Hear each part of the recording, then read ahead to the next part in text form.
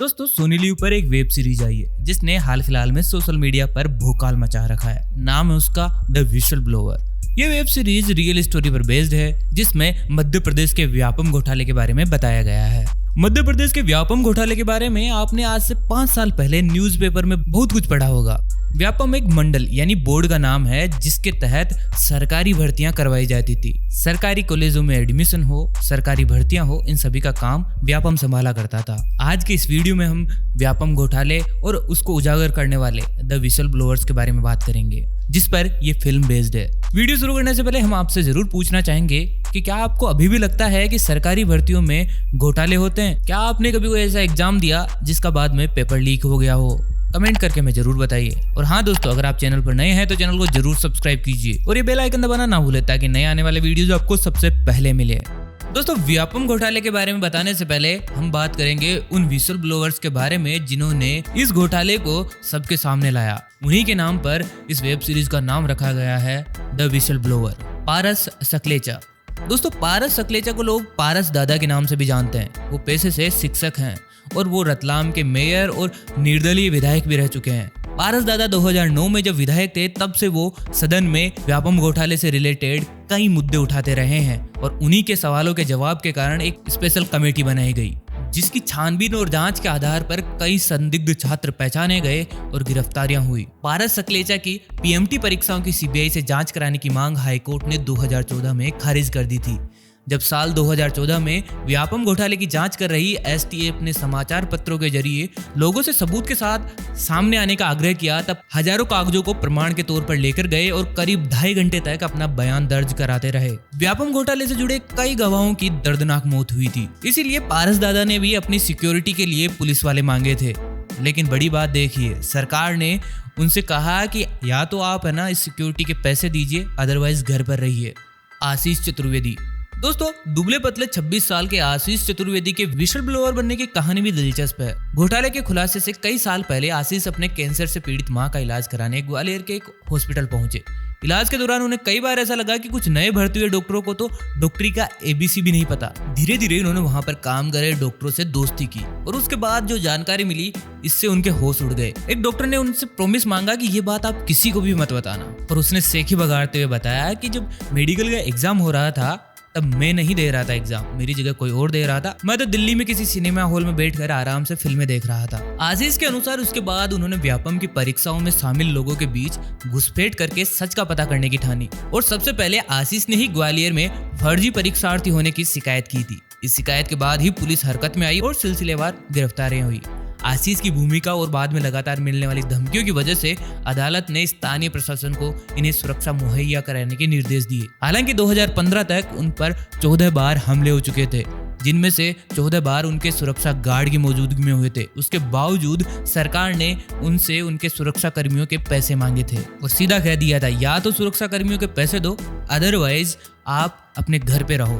प्रशांत पांडे। दोस्तों प्रशांत के बारे में जानकारियों की राय है कि इन्हीं के जरिए मध्य प्रदेश की मौजूदा सरकार के कुछ कथित बड़े लोगों के नाम व्यापम घोटाले से जोड़े गए। सालों पहले प्रशांत पांडे मध्य प्रदेश की जांच एजेंसियों के साथ काम किया करते थे क्योंकि उन्हें कंप्यूटर तकनीक और उससे जुड़ी तमाम चीजों के बारे में महारत हासिल है।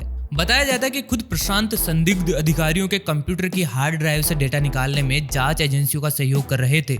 लेकिन प्रशांत के मुताबिक उनकी मुश्किलें तब से शुरू हुई जब उन्होंने खुद एक ऐसा डेटा एक्सेल सीट मिली जिसमें कई बड़े लोगों के नाम शामिल थे। इनका दावा है कि जिस दिन ये जानकारी सार्वजनिक हुई उसी दिन से प्रदेश की जांच एजेंसियों ने इन्हें परेशान करना शुरू कर दिया। पहले कुछ दिन इन्हें हिरासत में भी रखा गया, बाद में इन पर आईटी एक्ट और आईपीसी की धारा 420 के तहत मामले दर्ज किए गए। फिर प्रशांत को हाईकोर्ट से राहत मिली। इसके बाद वो सुप्रीम कोर्ट गए और सुरक्षा कारणों की वजह से उन्होंने एमपी छोड़ दिया और दिल्ली रहने लग गए। आनंद रॉय, डॉक्टर और सामाजिक कार्यकर्ता। इंदौर के सामाजिक कार्यकर्ता डॉक्टर आनंद राय ने पीएमटी परीक्षाओं में फर्जी परीक्षार्थियों के बैठने की शिकायत की थी। 2013 में इन्होंने आरोप लगाया था कि स्थानीय पुलिस इन्हें सुरक्षा नहीं दे रही। इसके बाद हाईकोर्ट की इंदौर बेंच के निर्देश पर इन्हें सुरक्षा गार्ड दिया गया। उनका कहना है कि जब मैं सरकार के खिलाफ अदालत में गया तब मेरी हर बात को यह कहकर विरोध किया गया कि मैं एक अपराधी हूँ। राय का शुरू से ही मानना है कि एसटीएफ सहित सभी जांच एजेंसियां विसल ब्लोअर्स के खिलाफ रही है क्योंकि इन्होंने उस समय की मौजूदा सरकार के खिलाफ प्रमाण मुहैया कराए हैं। तो दोस्तों ये थे सबसे बड़े विसल ब्लोअर्स व्यापम घोटाले के, जिन्होंने ये मामला उजागर किया था। दोस्तों व्यापम पर हाल फिलहाल में कई फिल्में और वेब सीरीज बनी है। इससे पहले आपने एक फिल्म जरूर देखी होगी, हलाहल, जो कि इरोज नाउ पर रिलीज हुई थी। दोस्तों क्या आप एक ऐसे घोटाले से परिचित हैं जिसकी वजह से उस राज्य की पूरी जनता प्रभावित हुई थी? इस राज्य का हर दूसरा व्यक्ति उस घोटाले से डायरेक्टली या इनडायरेक्टली जुड़ा हुआ था। जिस घोटाले के बारे में पहली बार जांच की सिफारिश 1990 के मध्य में हुई और उस घोटाले से जुड़ी पहली एफआईआर हुई 2009 में। 2 से 3 हजार लोगों को गिरफ्तार किया गया।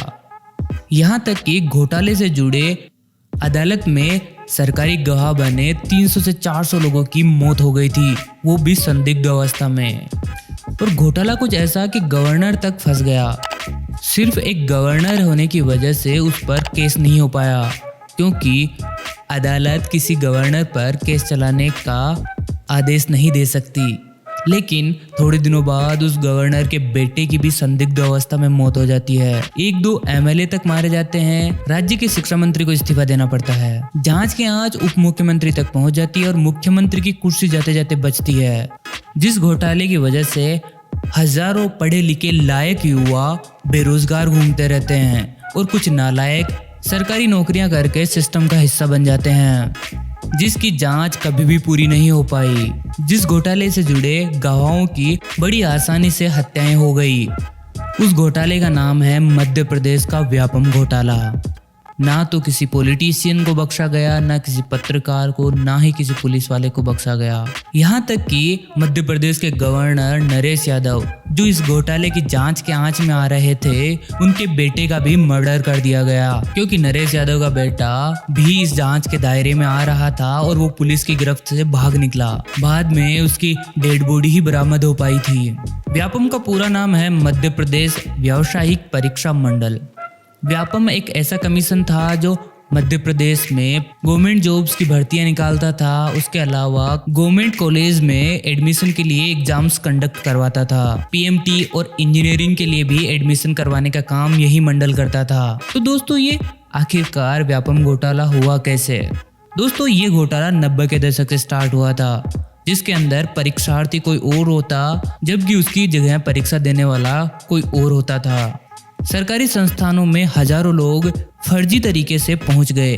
कई डॉक्टर्स को तो मेडिकल का कुछ भी ज्ञान नहीं था और वो मेडिकल की सेवाएं दे रहे थे मध्य प्रदेश में। जब इस घोटाले का खुलासा हुआ तो पूरे मध्य प्रदेश में हाहाकार मच गया। इस घोटाले की वजह से हर एक मध्य प्रदेश वासी प्रभावित हुआ था, क्योंकि वो कभी ना कभी किसी भी सरकारी डॉक्टर या अधिकारी से मिला होगा, फिर वो डॉक्टर या फिर गवर्नमेंट ऑफिसर बना होगा घूस देकर। इस घोटाले के अंदर हर किसी ने अपने हाथ धोए हैं, पॉलिटिशियन से लेकर नौकरशाहों तक। इस केस से जुड़े गवाहों का खुलेआम मर्डर हुआ है, लेकिन ना तो कभी सरकार ने इस बारे में कोई सवाल उठाया, ना ही विपक्ष ने। जब बेरोजगार युवाओं को इस बारे में पता चला तो वो सड़कों पर उतर आए और जमकर विरोध प्रदर्शन किया। जब हालात सरकार के काबू से निकल गए तो उन्होंने आनन फानन में सीबीआई की सिफारिश कर दी। लेकिन दोस्तों आप हैरान हो जाएंगे, गवाहों का मरना सीबीआई की जांच के स्टार्ट होने के बावजूद नहीं रुका। 2015 के बाद जब से सीबीआई के पास ये केस ट्रांसफर हुआ, इस मुद्दे पर कोई बड़ी बात हुई नहीं है। ना तो विपक्ष ने कोई सवाल उठाया, ना ही सरकार ने कोई जवाब दिया। युवा भी अब शांत हैं और ना जाने अब भी कितने लोग सरकारी संस्थानों में किस ओहदे पर बैठकर मध्य प्रदेश का कौन सा डिपार्टमेंट चला रहे होंगे। दोस्तों हर कोई डिपार्टमेंट चल रहा है, वो चलता भी रहेगा, लेकिन सोचकर देखिए आखिरकार वे डॉक्टर क्या ऑपरेशंस कर रहे होंगे जिन्होंने फर्जी तरीके से परीक्षाएं पास करके डॉक्टर बनकर बैठ गए हैं। दोस्तों आप क्या कहते हैं इन सरकारी भर्तियों और इन घोटालों पर? कमेंट करके अपनी राय हमें जरूर बताइए। वीडियो कैसा लगा? अगर अच्छा लगा हो तो लाइक और शेयर करना ना भूलिए। चैनल को जरूर सब्सक्राइब कीजिए। दोस्तों जल्दी मिलेंगे नई वीडियो के साथ, तब तक के लिए नमस्कार।